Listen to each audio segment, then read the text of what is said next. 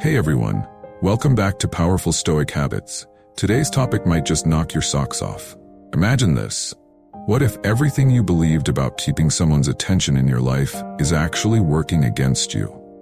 Think about it. Constantly chasing, convincing, or trying to hold on to someone. Does it ever really work? Spoiler alert, it doesn't. But don't worry. By the end of this video, you'll know exactly how to flip the script and master the art of attraction, Stoic style. Stick with me, because the 8 steps I'm about to share will transform your relationships. Whether it's reigniting the spark in your love life, repairing distant friendships, or even attracting someone new. Ready to become a Stoic magnet? Let's dive in. Why chasing doesn't work. Have you ever felt like the harder you try to keep someone's attention, the faster they seem to drift away? It's frustrating, right? It feels like no matter what you do, texting more, planning thoughtful gestures, or bending over backward, they just slip through your fingers. Let's break down why that happens and how you can flip the script. Picture this. You've just met someone amazing. You're excited, maybe even smitten. So you go all in.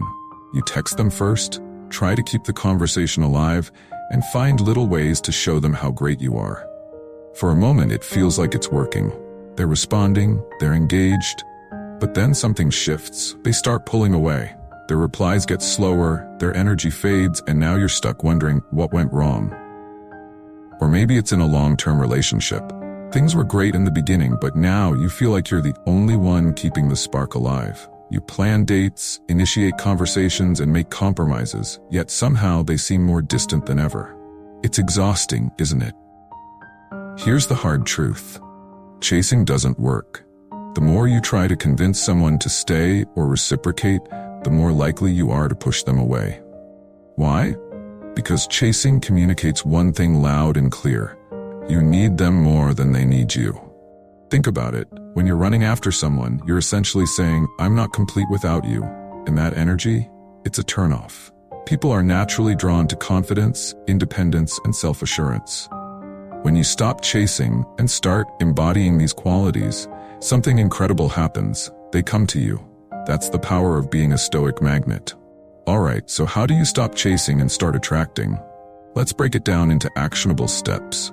1. Shift your focus to yourself. Instead of obsessing over what they're thinking or feeling, ask yourself, what do I need right now? Invest your energy into activities that make you happy and fulfilled. 2. Set boundaries. Stop overextending yourself to keep them interested. If they're not meeting you halfway, it's time to step back. Setting boundaries isn't just healthy, it's magnetic. 3. Practice patience. Attraction is like a flower. It blooms naturally when you let it. Don't force things. Give them the space to miss you and realize your value. 4. Cultivate confidence. Confidence isn't about arrogance. It's about knowing your worth and not seeking constant validation. Start by celebrating your own wins and focusing on self-growth. Here's the big takeaway. You don't need to chase anyone to keep them in your life.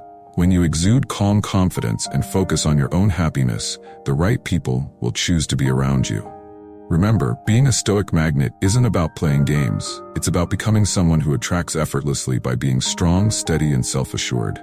So, the next time you feel the urge to chase, pause. Ask yourself, what am I running toward, and is it worth sacrificing my peace? Let them come to you. You're worth it. Now you're all set to step into the next phase of becoming a Stoic magnet. Let's keep the momentum going. Here's a Stoic truth bomb for you. What you think, you become. If your mind is constantly fixated on getting someone's attention, you're giving away your power. Think of it this way. Desperation for approval is like a dog chasing its tail. Round and round you go, but you never catch what you're after.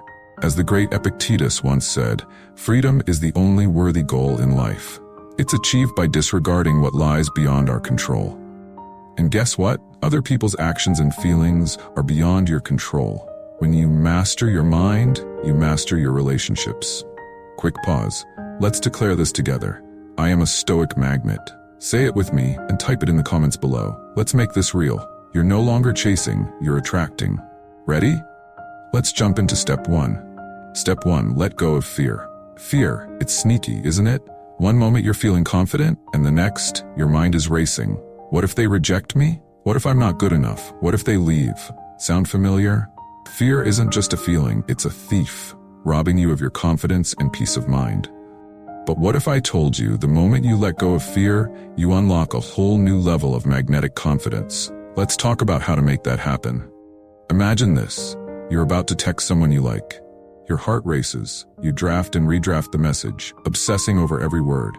Finally, you hit send. Then, the waiting begins. You stare at your phone, anxiety rising with every passing minute. No reply. Thoughts start spiraling. Did I say the wrong thing? Are they losing interest? What if they're talking to someone else? Or maybe you're in a relationship, but lately, your partner feels distant. You find yourself walking on eggshells, doing everything you can to win back their attention. It's exhausting, isn't it? This constant worry, this fear of rejection, it controls your every move. Here's the truth. Fear is the ultimate confidence killer. It makes you overthink, overreach, and overcompensate. And the worst part? It's all in your head. As Epictetus wisely said, men are not disturbed by things, but by the views they take of them. In other words, it's not the situation itself that causes fear, it's the story we tell ourselves about it. You're not scared of being rejected. You're scared of what rejection might mean. Am I not enough? Will I end up alone? These fears, they're imagined, and they're keeping you stuck. But here's the good news. The moment you recognize fear for what it is, a mental construct, you can take away its power. And when you let go of fear, something amazing happens. You stop chasing, overthinking, and trying too hard. You exude calm, confident energy. And that's irresistible. Letting go of fear isn't easy, but it's absolutely possible. Here's how to start. 1. Recognize fear when it creeps in. The next time you feel anxious about losing someone or making a mistake, pause. Ask yourself, what am I really afraid of? Is it rejection? Being alone? Failing? Identify the fear and remind yourself it's just a thought. 2. Challenge the fear. Once you've named your fear, question it. Ask yourself, is this fear based on fact or just my imagination? Often you'll realize it's not rooted in reality. For example, just because someone hasn't replied to your text doesn't mean they've lost interest. 3. Focus on the present. Fear thrives on what-ifs. Instead of worrying about what might happen, bring your focus back to the here and now. Practice mindfulness. Take a few deep breaths, ground yourself in the present, and remind yourself that you're okay. 4. Reframe rejection. Fear of rejection is one of the most common fears. But here's the truth. Rejection isn't a reflection of your worth. It's simply a sign that someone or something isn't aligned with you. Instead of fearing it, see it as redirection towards something better. 5. Practice confidence-building habits. Confidence is the antidote to fear. Invest in yourself. Develop your skills, focus on your passions, and take care of your physical and mental well-being. The more you value yourself, the less power fear will have over you. Here's what I want you to remember. Fear is a mental story, not a fact. When you stop letting fear dictate your actions, you free yourself to show up as your best, most authentic self. And that's when people take notice. Not because you're chasing them, but because you're calm, confident, and magnetic. So the next time fear creeps in, pause and ask yourself, is this fear real? Or is it just a story I'm telling myself? Let it go, and watch the magic happen. And here's your mantra for today. I am fearless. I am confident. I am enough. Say it, believe it, and let's keep building this unstoppable energy as we move to the next step. Step 2. Visualize success. Have you ever noticed how athletes mentally rehearse before a big game? They close their eyes, picture the perfect shot, hear the crowd cheer, and feel the victory. Why do they do this? Because visualization isn't just a feel-good exercise, it's a proven tool for success. And here's the thing. It doesn't just work for athletes. It works for anyone, including you. Let's dive into how visualization can transform your confidence and relationships. Imagine this. You're walking into a meeting, a first date, or maybe a party where you don't know many people. Your heart is pounding. Thoughts are racing. What if I say the wrong thing? What if no one talks to me? You start doubting yourself before the moment even begins. And when it's time to step up, you freeze or stumble over your words. Sound familiar? Now imagine a different scenario. Before that event, you pause. You close your eyes and picture yourself walking in with calm confidence. You see yourself smiling, engaging in conversation effortlessly, and walking away feeling great. Doesn't that version feel better? The best part? It's not just in your head. You can make it your reality. Here's why visualization works. Your brain doesn't know the difference between imagination and reality. When you visualize success, your mind starts to believe it's possible, and you prepare yourself to act accordingly. Think of it as mental rehearsal. By seeing yourself succeed, you're training your brain to expect positive outcomes rather than fear failure. And when the moment comes, you walk in with confidence, not doubt. It's like you've already lived it once in your mind, so when it happens in real life, you're ready. Here's how to use visualization in a way that's simple and effective. 1. Create a clear picture. Close your eyes and imagine the situation you're about to face. Be specific. Picture the room, the people, and the energy. Visualize yourself walking in confidently, speaking clearly, and connecting with ease. 2. Feel the emotions. Don't just see the success, feel it. Imagine the calm in your chest, the smile on your face, and the sense of accomplishment afterward. The more real it feels, the more your brain buys into it. 3. Start small. If visualizing the whole event feels overwhelming, start with a single moment. Maybe it's imagining yourself sharing a laugh or nailing the first line of your speech. Build from there as your confidence grows. 4. Make it a habit. Practice visualization regularly, even for small moments. Whether it's a conversation, a meeting, or trying something new, take a few minutes to picture success beforehand. Over time, it'll become second nature. Pro tip: pair your visualization with deep breaths. This calms your nervous system and makes the experience even more powerful. Here's what I want you to remember. What you visualize, you magnetize. When you train your mind to expect success, your actions follow suit. You're no longer walking into situations second-guessing yourself. You're showing up as your best, most confident self. So before your next big moment, take a few minutes to visualize it going exactly the way you want. Picture the confidence, feel the ease, and watch how it transforms not just how you show up, but how others respond to you. Here's your mantra: I see success, I feel success, I create success. Say it with me, and let's keep this momentum going. The next step is just as powerful, so don't go anywhere. Step 3. Do your best and let go. Ever feel like you're putting in all the effort, doing everything right, and still things just aren't going your way? Whether it's in relationships, work, or life in general, it's easy to fall into the trap of obsessing over the outcome. But here's the secret. The harder you cling, the more elusive success becomes. Want to change that? Let's talk about why learning to do your best and letting go can be a total game changer. Imagine this. You've planned the perfect date, you've picked the ideal spot, rehearsed the conversation in your head, and even worn your favorite outfit. But halfway through, you realize your date doesn't seem as engaged as you'd hoped. Instead of enjoying the moment, your mind starts spinning.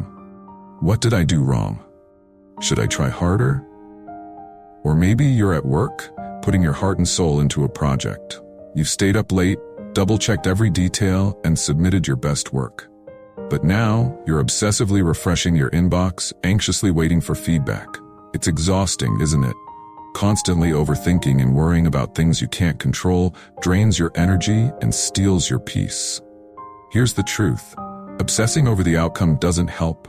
It actually hurts. Seneca said it best: the greatest obstacle to living is expectation. When you're too focused on how things should turn out, you lose the joy of simply doing your best. Think of it like baking a cake. You followed the recipe to a T, measured the ingredients, preheated the oven, and mixed everything perfectly. Now it's in the oven. What's the point of opening the door every 5 seconds to check if it's rising? Not only does it not help, it might even ruin the cake. The same goes for life. Once you've done your part, stepping back and letting go shows confidence, not desperation. And that confidence, it's magnetic. So how do you put this into practice? Here's a step-by-step approach. 1. Focus on the process, not the outcome. Shift your attention from how things might turn out to the effort you're putting in right now. Whether it's a conversation, a project, or a date, ask yourself, am I showing up as my best self? That's all you can control. 2. Set a let-go trigger. Create a mental cue for when it's time to release control. For example, after sending an email or finishing a conversation, say to yourself, I've done my best. Now I let it be. This simple affirmation helps you break the cycle of overthinking. 3. Celebrate effort, not results. Take a moment to acknowledge the work you've put in, regardless of the outcome. Did you prepare well? Did you show up fully? That's a win in itself. 4. Trust the process. Remind yourself that outcomes take time to unfold. Just like you can't rush a cake to bake, you can't force results to happen on your timeline. Trust that your effort will pay off in ways you might not even expect. 5. Redirect your energy.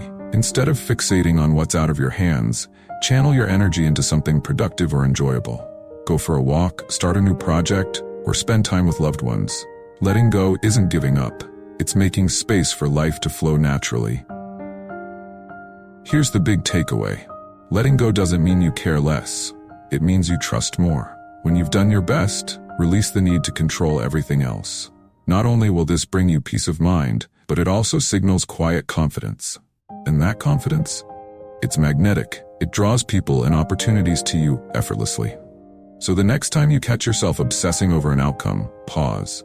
Take a deep breath and remind yourself, I've done my part. Now I let it be. Trust the process and let life surprise you. What's one thing you're ready to let go of today? Drop it in the comments, and let's keep this momentum going as we dive into the next step of your transformation. Ready for the next step? Stick around. It only gets better from here. Step 4. Value your time. Here's a tough question. Are you spending your time wisely, or are you giving it away to people who don't deserve it? If you've ever felt drained, overlooked, or unappreciated, it might be time to reevaluate how you're valuing your most precious resource, your time. Let's talk about why valuing your time isn't just self-care. It's self-respect. Picture this. You're always the one making the plans, checking in first, rearranging your schedule to be there for someone. But when the roles are reversed, crickets. They don't put in the same effort. Or maybe it's at work. You're saying yes to every extra task, staying late and skipping breaks to prove yourself. But instead of getting appreciated, you feel invisible, like your time is being taken for granted. Sound familiar? Here's the thing. When you don't value your time, neither will anyone else. You end up running on empty, giving and giving, with little to show for it. And that cycle, it stops today. Your time is the one thing you can never get back. Marcus Aurelius said it best. You could leave life right now. Let that determine what you do and say and think. Harsh? Maybe. True? Absolutely. When you start valuing your time, everything changes. You become more intentional about how and with whom you spend it. You stop chasing people or opportunities that don't align with your goals and happiness. And when you set those boundaries, something incredible happens. People begin to see your worth. Why? Because you're no longer giving your time away freely, you're investing it wisely. Let's break down how you can start valuing your time today. 1. Set clear boundaries. If someone only reaches out when they need something, stop dropping everything for them. Respectfully let them know your time is limited. For example, instead of saying, "Sure, anytime," try, "I'd love to help, but I'm only available during specific times." 2. Identify time drains. Take a hard look at how you're spending your time. Are there people, activities, or habits that leave you feeling drained? Start cutting back on those and replacing them with things that energize you. 3. Focus on what brings you joy and growth. Prioritize activities that align with your passions, goals, and personal well-being. Whether it's learning a new skill, spending time with loved ones, or simply taking a break, make sure your time is spent meaningfully. Number 4. Be less available. Here's a truth bomb. Being constantly available makes people take you for granted. Start saying no more often. Not out of spite, but out of self-respect. When people have to work for your time, they value it more. 5. Create time for yourself. Block out time for self-care and relaxation. Treat it as non-negotiable. This isn't selfish, it's necessary for your well-being. Remember, you can't pour from an empty cup. Here's the big takeaway. Your time is your power. Every moment you spend is a piece of your life you'll never get back. So stop wasting it on people or things that don't uplift you.